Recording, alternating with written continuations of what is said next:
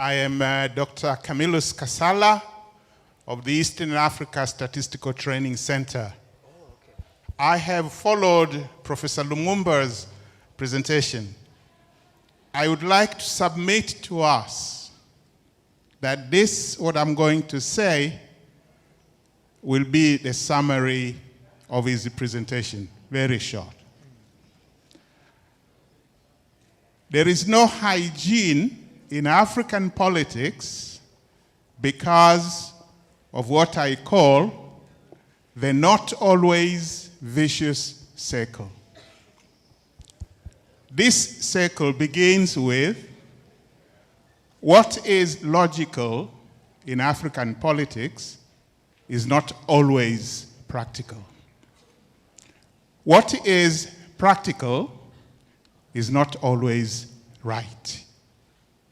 What is right is not always ethical. What is ethical is not always desired. And what is desired takes us back to what is not always logical.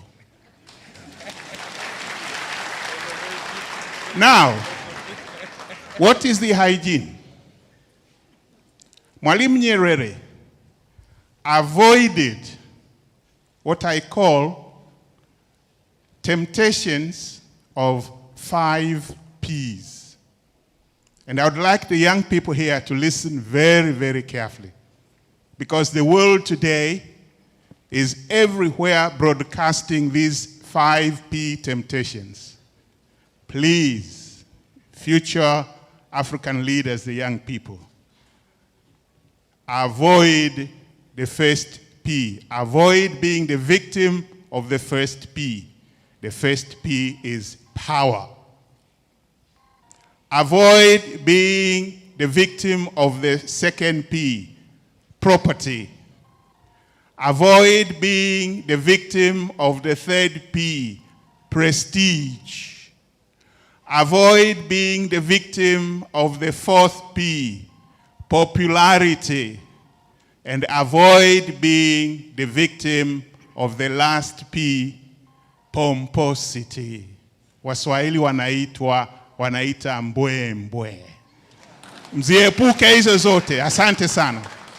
Thank you very much. Naitwa Niki wa Pili, ni msanii wa rap. Nzuri sana, lakini kwangu mimi nasema ukombozi wa Afrika hautaletwa na Mesaya, Masi. Hata ukiwasoma kina Mwalimu, kina Kabrala, kina Sankara, waliogopa sana hiyo dhana ya umasi ambao sisi wote tunaiabudu. Leo tumejaa kwa sababu anakuja Profesa Lumumba. Ni dhana ya umasi. Hakuna wakulima hapa wamekuja kutoa mada. Hao ndio wanaishi umaskini kila siku. Hakuna wakonda, hakuna wapiga debe. Kuna hiyo hierarchy ya kuhodhi maarifa. Sisi wasomi ndio tutaongea. Wale wanyonge tumewaacha. Kwa hiyo kwangu mimi nataka kukazia kwamba mapinduzi pekee ambayo yataikomboa Afrika kwanza ni kuvunja huo mfumo mzima wa uchumi na kubadilisha mfumo kama Mwalimu alivyotaka kubadilisha mfumo. Turudishe nguvu kwa wananchi. Tukumbuke mapinduzi ya Afrika yalipigwa na wananchi, lakini viongozi walipokuja kuyashika na kukaa kwenye mikutano waliwalagai na kuwauza wananchi. Tunatengeneza taasisi, lakini Mwalimu alisema taasisi za kidemokrasia. Kwa sababu nzako ni taasisi lakini ni chombo cha ubepari. Kwa hiyo kwangu mimi naungana na profesa kwamba tumeona viongozi wachafu, lakini mfumo unawapa fursa za kuwa wachafu. Kwa hiyo lazima tuelewe mfumo mzima unafanyaje kazi na tools zake ni zipi. Mimi naogopa sana hizo lugha za taasisi, equality, kwa sababu wakoloni ni lugha zao hizo. Katiba na kila kitu. Kwa mimi narudi kwa sababu ilimfanya Sankara akawawa Hani wa South Africa, akawawa Lipumba kwa sababu walitaka kubadili mfumo wa kiuchumi. Na ni lazima uanze na dira kubwa kama Mwalimu, alibadilisha elimu, alibadilisha siasa na kila kitu kutengeneza mfumo mpya. Kama ambavyo wazungu walivyotoka kwenye ukabaila kwenda kwenye ubepari, waliua mfumo mzima wa ubepari. Kwa hiyo kama tunataka turudi, lazima tuue mfumo mzima wa unyonyaji na tools zake zote. Tutengeneze mfumo mpya ndio tutaweza kutoka. Lakini hizo lugha za katiba na nini, hizo ni lugha za warasa. When I listen to you, who is an artist, And I know you are either below 30 or below 35. I was refreshed. The former president of Sierra Leone, whom I did not like for many things, but I liked him for one thing, he said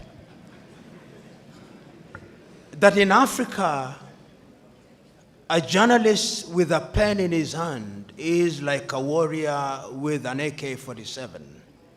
He can use it to protect or to destroy. Africa is a fragile continent. What Europe and America can withstand, having gone through different decades of civilization and civil wars, sometimes the multi-ethnic African communities cannot survive. The artists in Africa must be a lot more careful. You must use the tweets a lot more carefully. You must use the Facebook a lot more carefully. You must use all those mediums a lot more carefully.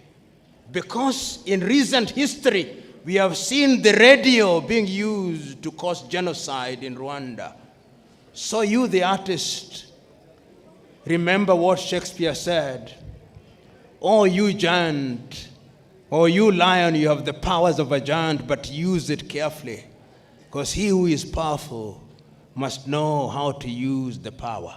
So you African artists, you must choose what to say and what not to say.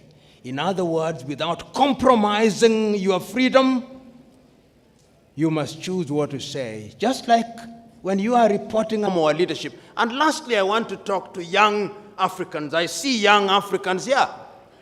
Professor Mlama, the VC, the DVC, Mzee Warioba have done their bit. This is a relay race.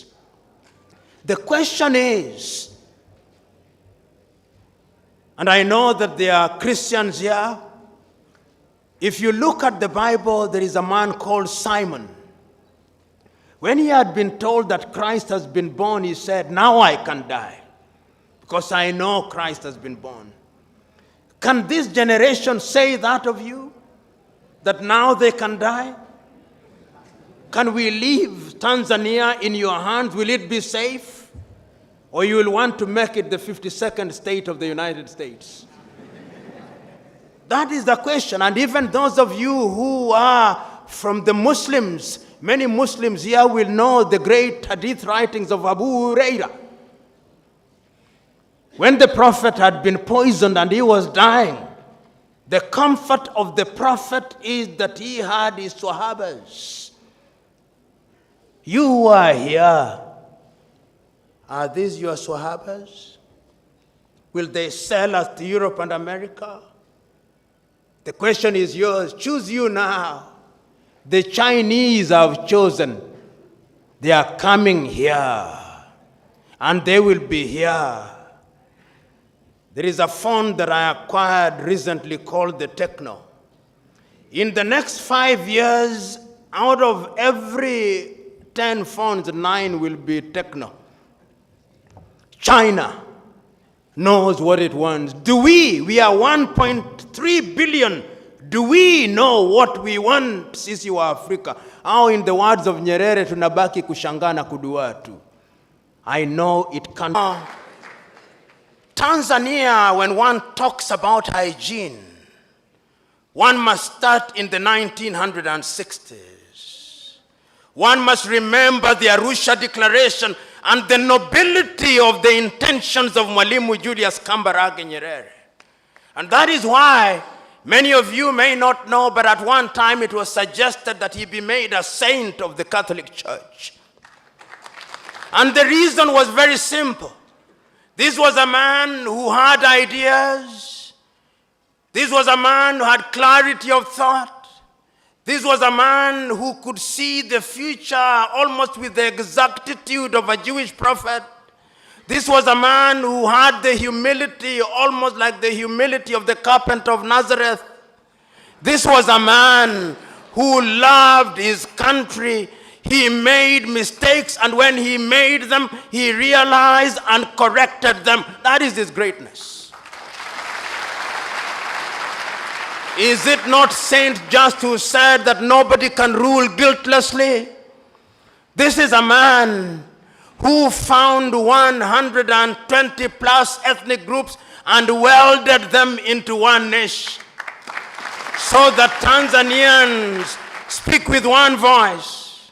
You know, if you look at Tanzania and you ask your typical Tanzanian, what was the ethnic extraction of President Kambarage Nyerere?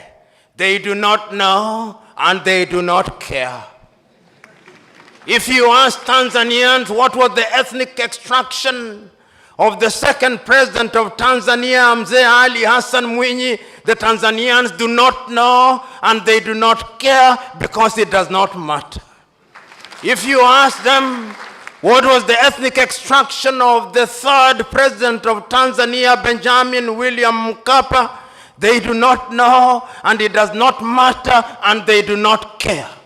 And if you ask Tanzania what was the ethnic extraction of your fourth president, Jakaya Mrisho Kikwete, they do not know and they do not care. And if you ask them what is the extraction of your fifth president, John Pombe Magufuli, they do not know and they do not care. They only know that he's a bulldozer.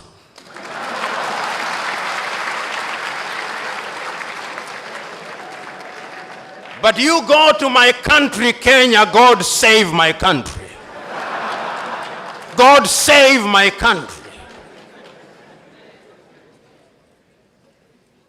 When you meet your typical Kenyan and you introduce yourself as John, they'll ask for the second name, not that they may know your full names, but that they may identify you with your ethnicity and pigeonhole you accordingly.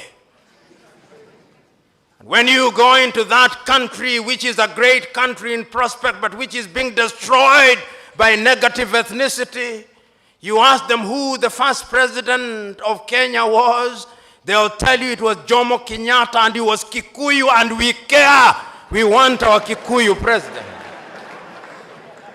And if you ask them who was the second president, they'll tell you it was Daniel Arap Moi of the Kalenjin extraction, and we cared because it was our turn to eat.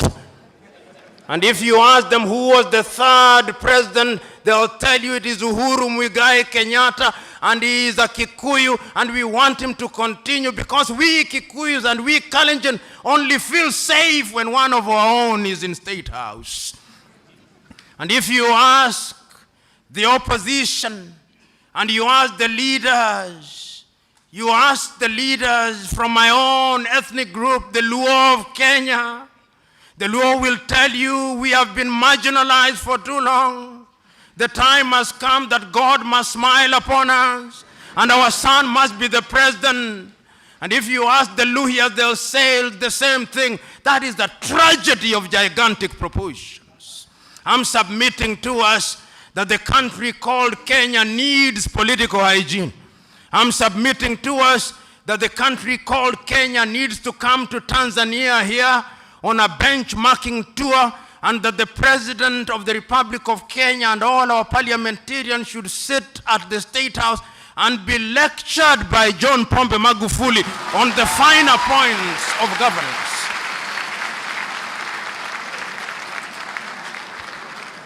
Of course, Mzee Warioba will be there, and other stalwarts will be there. Salim Ahmed Salim will be there. Great Tanzanians will be there. And Nyerere will remind us, katika karne ya 21 tupande basi ya makabila, ujinga na upumbavu, because it can destroy a nation. There is need for political hygiene in Kenya. Right now in